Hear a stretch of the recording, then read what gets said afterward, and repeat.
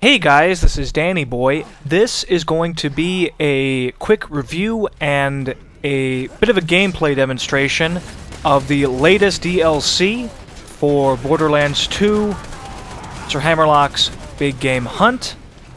So first off, you'll notice that I'm in this rather bleak, swampy area, and I'm facing these tribal people. This DLC takes place on another continent in essentially this swampy jungle area. You face lots of big enemies like that giant walker thing that Spooky just killed, which, by the way, I am being accompanied by AKA Spooky. Shout out to him. Excellent player, playing his assassin. This was quite fun. Went very well.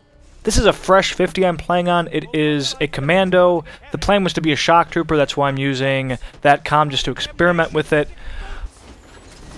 What are you doing, turret? Go home, turret. You're drunk. Unfortunately, again, fresh 50. I felt like I was under-geared for this. We are playing on true Vault Hunter mode.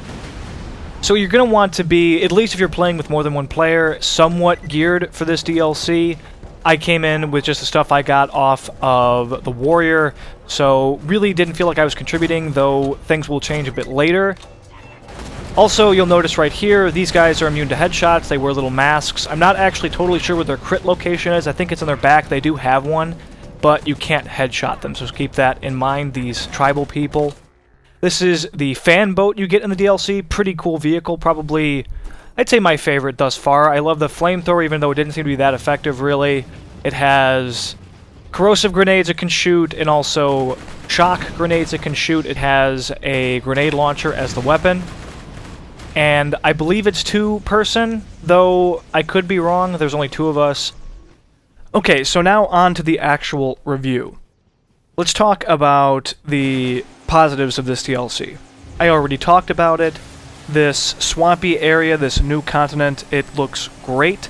I wish the regular game had more variety, more interesting environments like this. This swamp really reminds me of the first DLC for Borderlands 1, the island of Dr. Ned. It was really immersive. It's just great eye candy, very well textured. The art direction is great. Good stuff. Can't say enough good stuff about the environments. It was a lot of fun just going along in the fan boat, going through the rivers, exploring the caves on foot, the mountains. It was fun. It was fun to experience and to just look at, and you felt engaged, and you wanted to just keep pressing on just to see more of this place. The story, I think, is excellent. It's just funny. It's not the most complicated, but it doesn't need to be, and that's not its goal. I really think the developers just wanted to make people laugh with this, and personally, I think they succeeded. I think they pulled it off. I know Spooky was enjoying it, but everybody's sense of humor is going to be different, so your mileage may vary. This goes hand in hand with the story, but the voice actors, I thought, also did an excellent job. They really brought the characters to life, and again, made them funny. Another plus, I talked about it briefly, but the fan boats, as I said, probably my favorite vehicle. It sucks that you can only use these vehicles in their respective DLCs, but definitely an amusing addition.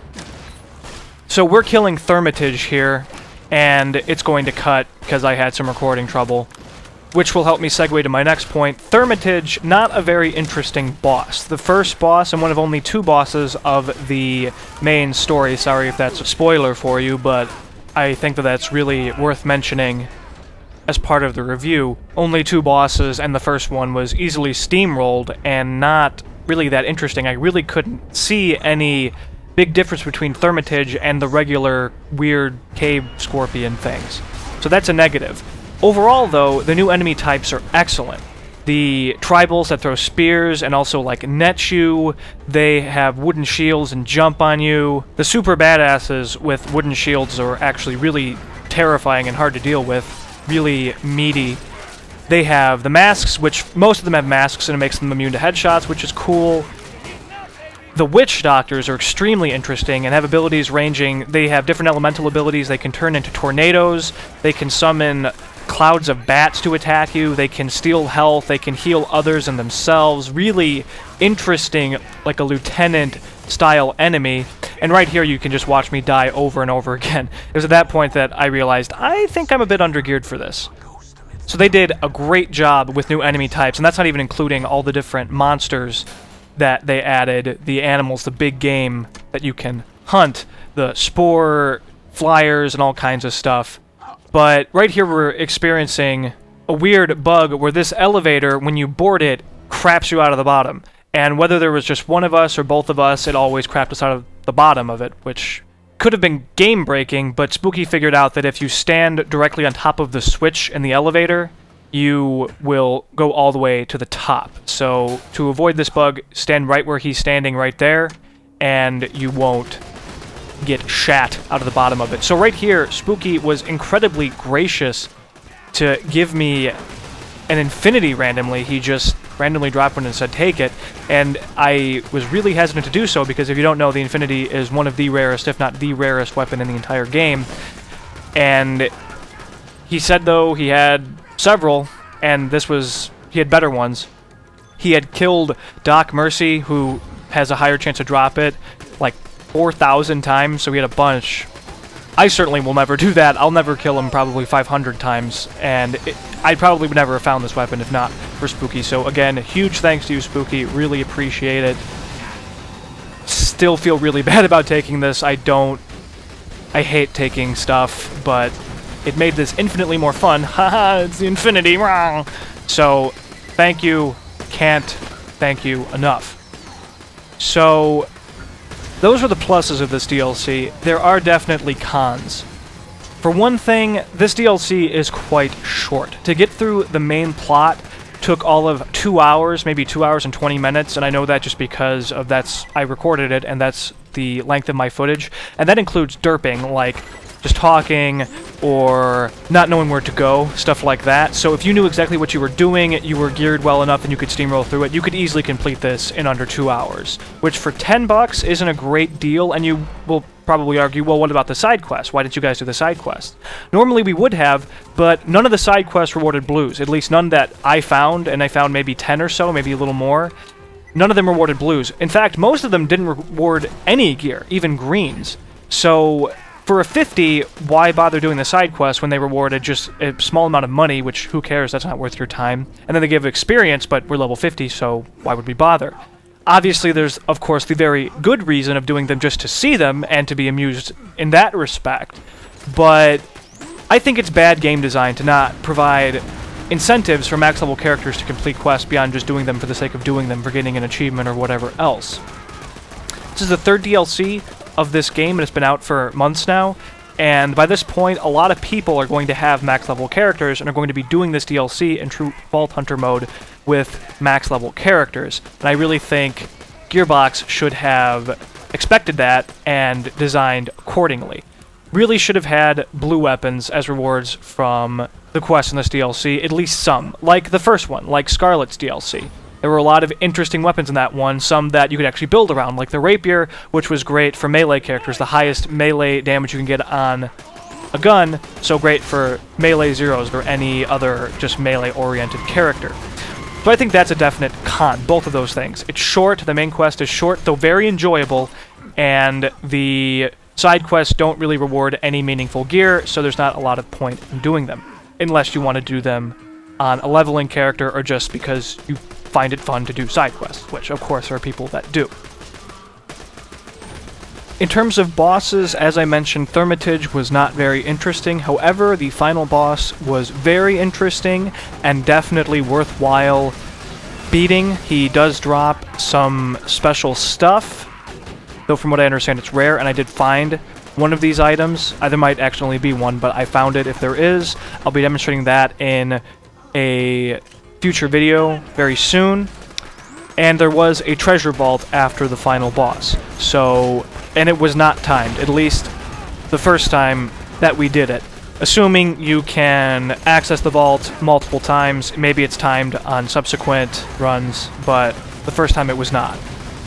So I will be demonstrating the strategy for beating the boss in an upcoming video, and I'll also be demonstrating that weapon that I got in an upcoming video that, again, Spooky was very kind enough to just let me have because he just didn't want it. So again, huge thanks to you, Spooky. You are awesome. The DLC was bug-free, barring that one bug we found, which was easily circumvented if you just figured out how to circumvent it. So I really can't knock it for that. The sound was great. Really, all the way around, a very enjoyable DLC. However, because of its length and because of the lack of blue gear rewards, the fact that this cost $10 for 2 hours of content for a lot of players, because I guarantee you, for every player that wants to do the quest just for doing them, or to level up on a lower level character, the side quest, there's going to be another player who doesn't want to do them because they think it's pointless because they're not being rewarded for it really beyond with story. I feel like at $10, it's just not a very good value, and DLC in general is not a very good value when you compare it to the full game in terms of the hours of content you're getting. If it was $5, maybe even $8, I would give this DLC a higher score, but because of the cons and the price point, I will probably say that this is about a 7.5 of a DLC.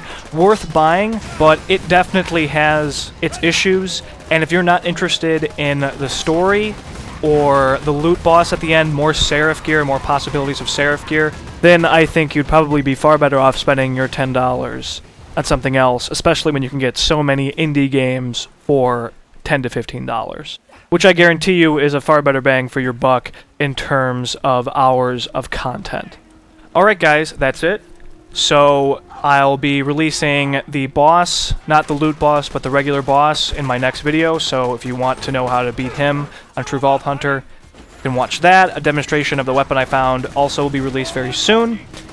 I encourage you guys to watch my other Borderlands 2 stuff. I have several playthroughs and other content. Just check my playlists on my channel. Please check out my channel. Please like, sub, tell your friends, share. Really helps, guys. I really appreciate it. And I think that's it. Alright, guys. Thanks for watching. Stay tuned for more, and have a good one.